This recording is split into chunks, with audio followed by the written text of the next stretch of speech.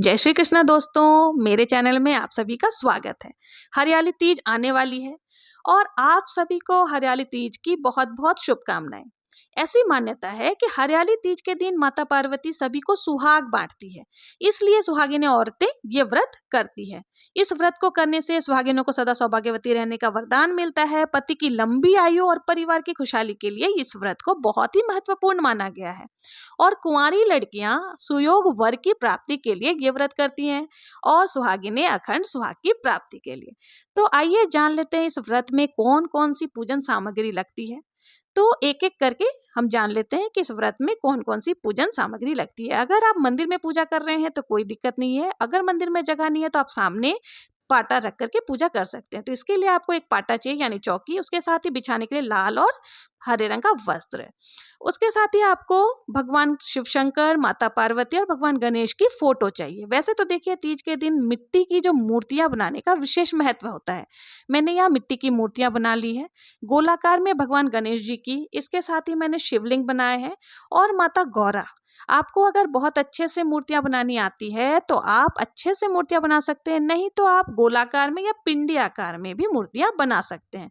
इससे हमारे भावनाएं, हमारी श्रद्धा महत्वपूर्ण होती है, वो जुड़ी हुई होती है। आप चाहे तो फोटो भी ले सकते हैं, फोटो जो आपने लिया उससे भी पूजा कर सकते हैं। लेकिन मिट्टी के गणेश जी, भगवान शिव जी और माता गौरा का जो निर्माण करके उनका पूजन और विसर्जन का बहुत ही विशेष महत्व बताया गया है।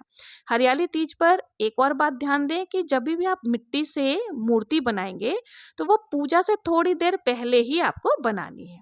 इसके साथ ही हमें एक लोटा शुद्ध जल ले लेनी है। फिर हमें देसी घी का दीपक ले लेना है, चंदन, कुमकुम और चावल।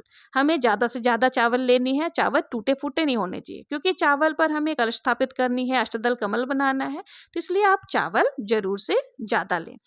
और इसके साथ ही हमें कलावा ले लेना है, वस्त्र स्वरूप कलावा हम अर्पित करेंगे। आप चाहें तो जनेऊ भी ले सकते हैं। पंचामृत हमें ले लेनी है, दूध, दही, घी, शक्कर और शहद मिला करके आप पंचामृत बना लें। धूप बत्ती साथ में जरूर से ले लें। कपूर, कपूर हमें जरूर से लेना है, कपूर से हमें आरती करनी है। इसके साथ ही दक्षिणा आप जरूर से ले लें, यथासंभव दक्षिणा जरूर से पूजा में रखनी चाहिए क्योंकि पूजा में रही कमियों को दक्षिणा दूर करती है, पूरा करती है। और आप जो अपने लोटे में जल लिया है उसमें आपको गंगा जल जरूर से मिश्रित कर लेनी है क्योंकि गंगा जल मिला करके ही आपको कलश की स्थापना करनी है। इसके साथ हमें माचिस भी जरूर से रख लेना है क्योंकि हम दीपक को प्रज्वलित करेंगे, धूप बत्ती करेंगे, साथ ही हम आरती करेंगे तो हमें माचिस चाहिए। इसके साथ हमें अलग से एक और कलश ले लेनी है और उस कलश में डालने के लिए हमें क्या क्या सामग्री चाहिए। तो उस कलश के अंदर स्थापित करने के लिए हमें सबसे पहले तो जल ले लेना है, सुपारी, हल्दी की गांठ, सिक्का, चावल और फूल। ये सारी चीजें भी आप अलग से रख लें ताकि आपको उस समय दिक्कत ना हो। एक नारियल, श्रीफल आपको जरूर से ले लेनी है। श्रीफल भी आप पानी वाला नारियल होना चाहिए, वो आप जरूर से ले लें। पानी वाला नारियल ही कलश में स्थापित किया जाता है। फिर हमें कलश में डालने के लिए पंच पल्लव ले लेना है। पंच पल्लव चाहे तो आप आम का ले सकते हैं, नहीं अगर आपको आम का मिलता है तो आप अशोक के भी पत्ते ले सकते हैं। इसके साथ ही हमें कुछ श्रृंगार सामग्री भी लेनी होती है जो हमें माता पार्वती को अर्पित करना है। ये श्रृंगार का सामान आप ले सकते हैं, उसमें आपको कुछ भी आप ले सकते हैं, 16 सामग्री भी ले सकते हैं या 5 तरह के भी आप श्रृंगार ले सकते हैं। महावर हो गए, बिंदी हो गई। आपको चुनरी जरूर से लेना, माता रानी के लिए चुनरी आप चाहे तो लाल या तो हरे रंग की चुन्नी आप ले सकते हैं। आप चुनरी, माता रानी को हमें उड़ाना है, पार्वती माता को जो हमने बनाया उनको उड़ाना है, इसलिए आप चुन्नी जरूर से ले लें। इस पूजा में चुन्नी का विशेष महत्व होता है। इसके साथ ही हमें भीगे हुए चने जरूर से ले लेनी है। एक दिन पहले ही आप चने को भिगो लें और उसे पूजा में लें, इसका बहुत ही महत्व होता है।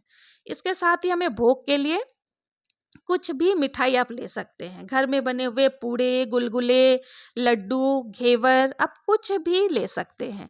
वैसे भी तीज का त्यौहार जो है वो बहन बेटियों के लिए खास माना जाता है। इस समय नई नवीली दुल्हन जो होती है, लड़कियां जो होती है, उनके घर में सिंजारा जाता है, तो इसमें घेवर का बहुत महत्व है। तो आप घेवर जरूर से रख लें और साथ ही आपको लड्डू, जो भी आपको मिठाई लेना है वो भी आप ले सकते हैं, बहुत ही अच्छा होता है। इसके साथ ही हमें 5 प्रकार के कोई भी फल ले लेनी है। फल आप कुछ भी ले सकते हैं, अगर आपको 5 अलग अलग तरह के फल नहीं मिलते हैं तो आप एक ही फल को 5 की संख्या में भी ले सकते हैं। तो यहाँ पे हमने फल भी ले लिए हैं।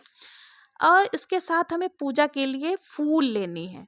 फूल आप चाहें तो फूलों की माला ले सकते हैं, और हमें शिव जी के लिए बेलपत्र ज़रूर से ले लेने, क्योंकि जब भी हम भगवान शंकर की पूजा करते हैं तो बेलपत्र ज़रूर से अर्पित करते हैं। बेलपत्र का विशेष महत्व होता है। तो शिव जी की भी जो भी पसंदीदा फूल हैं, वो सारी चीज़ें भी जो भी शिव जी को प्रिय हैं, वो सारे फूल भी आपको ले लेना है। जैसे आकड़े का फूल हो गया, या फिर और भी जैसे भांग हो गए, धतूरा हो गए, मदार के फूल हो गए, ये सारी चीज़ें आप ज़रूर से रख लें। साथ ही गणेश जी के लिए हमें ध्रुवा घास भी ज़रूर से ले लेनी है। के साथ एक विशेष चीज़ होती है जो आपको तीज के व्रत में ज़रूर से रखना, वो है हमारे शादी का सिंदूरा। सिंदूरा आपको ज़रूर से पूजा में रख लेनी है, क्योंकि आपको पता ही है कि तीज के त्योहार के दिन माता पार्वती सुहाग बाँटती है। तो हमें सिंदूरा जो शादी का होता है, वो ज़रूर से आप पूजा में रखें, और उसके अंदर फिर हम माता रानी से सिंदूर लेकर के उसके अंदर और भरते जाएँगे, और उसी से रोज़ अपनी माँग भरेंगे। इसके साथ ही हमें बायना निकालना है, तो बायना निकालने के लिए आप कोई भी साड़ी ले सकते हैं, और साड़ी के साथ में आप चाहे तो श्रृंगार सामग्री अलग से भी ले सकते हैं। नहीं तो हमने जो माता पार्वती को समर्पित किया है, उसमें से ही हम कुछ श्रृंगार सामग्री उसमें डाल देंगे। आपकी इच्छा है, आप चाहे तो 2 जगह भी श्रृंगार ले सकती हैं, जैसा आप चाहे वैसा कर सकती हैं। इसके साथ ही हमें हरतालिका तीज व्रत में, मतलब चूँकि तो ये व्रत बहुत ही कठिन होता है, दिन-रात इसमें व्रत किया जाता है, निर्जला रह कर के व्रत किया जाता है, तो इसलिए जो भी पूजन सामग्री है, आपको पता है इसमें पूजन सामग्री भी बहुत ज़्यादा लगती है, तो आप उसकी व्यवस्था 1 दिन पहले ही कर लें। तो ये सारी सामग्री आप अगर 1 दिन पहले कर लेंगे, तो आपको पता ही है कि तीज के त्योहार में बहुत ही 16 श्रृंगार किया जाता है, मेहंदी लगाई जाती है, झूला झूलने का भी एक अलग ही मज़ा है। तो ये सारी चीज़ें आप बहुत ही अच्छी तरीके से कर पाएँगी। तो आप सारी सामग्री को 1 दिन पहले ही इकट्ठा करके रख लें। तो ये थी टोटल सामग्री जो हमें हरियाली तीज के व्रत के लिए चाहिए। हरियाली तीज व्रत की पूजा कैसे करते हैं, हरियाली तीज की चौकी कैसे हटानी चाहिए, विसर्जन हम किस प्रकार से करते हैं, ये सारी चीज़ें भी अगर आपको जाननी है तो आपको मेरे चैनल पर वीडियोज़ मिल जाएँगे। आप वहाँ से देख सकती हैं। तो हरियाली तीज के दिन आप खूब मज़े करें, खूब एन्जॉय करें, इसी कामना के साथ में अगर आपको मेरा वीडियो पसंद आया हो, अगर ज़रा भी हेल्पफुल लगा, तो प्लीज़ मेरे चैनल को लाइक, शेयर एंड सब्सक्राइब करना ना भूलें। जय श्री कृष्णा, हर हर महादेव।